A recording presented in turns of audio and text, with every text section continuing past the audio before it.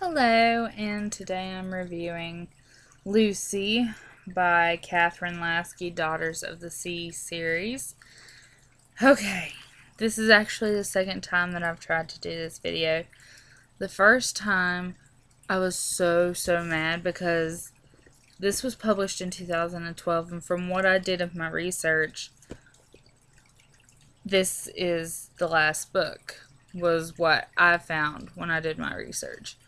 So then I checked the one place that I hadn't checked, which was Goodreads, and apparently a lot of people have emailed her asking her the same questions that I had, and they have found that she said that she is writing a fourth book. She can't promise when it'll be out, but there is going to be a fourth one apparently. She has other commitments before then, so that is good news, because if this was the end of the series for good, I would have hated it, because it ends at a cliffhanger. There's no resolution or anything.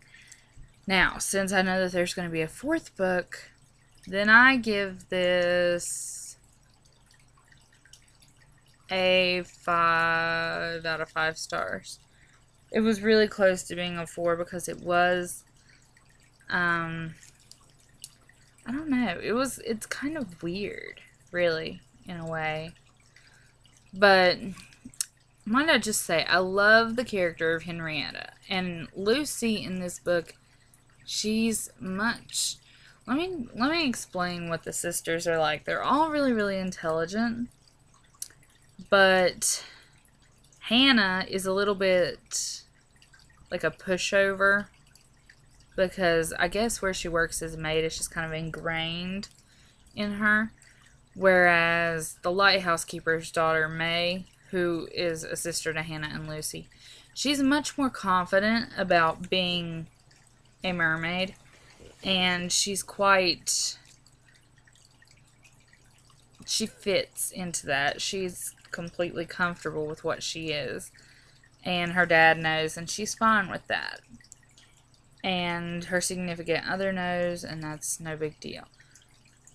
Lucy, on the other hand, so we have a pushover and a pretty confident one. I mean, she has a few issues like everybody else does, but for the most part, she's confident.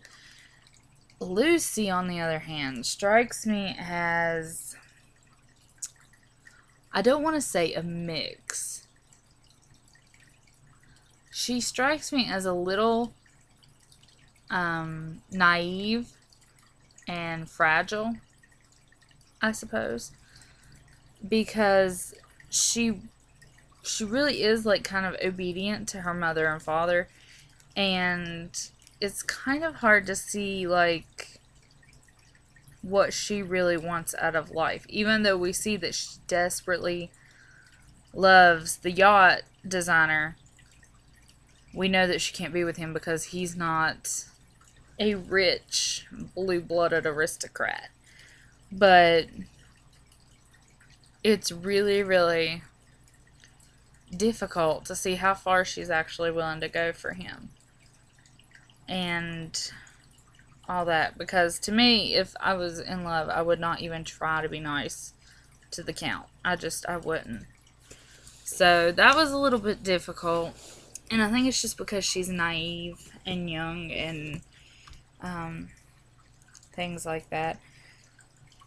But for the most part, I just need a fourth book because there was no resolution. And the main character ends up in a sticky spot at the end, and we don't even know what the plan is to get her out of that sticky situation. It ends on a huge cliffhanger, which is good, but I really like it when there's a little bit more to the ending. So, but it was honestly a 5 out of 5 star book. We have those really deep characters from the other books. For example, in this one, her mother and father are like reverend, and even though they're supposed to be holy and godly, like, I really don't see that, because they seem kind of greedy, social climbing, controlling, manipulative people. That's really what I see. Like, and to me, a religious leader shouldn't be any of those, or because I mean, there's a difference in like wanting to have things like a normal person, and then but being a social climber and using your daughter to get that way. I mean, it's really a hard thing to read about. I guess because I was just brought up like in such a good home environment that it just kind of throws me when I read about parents who would do things like that.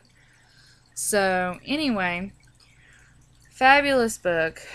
I really cannot wait for the fourth one. Oh, sorry, I had to yawn a little bit. It's quite late here.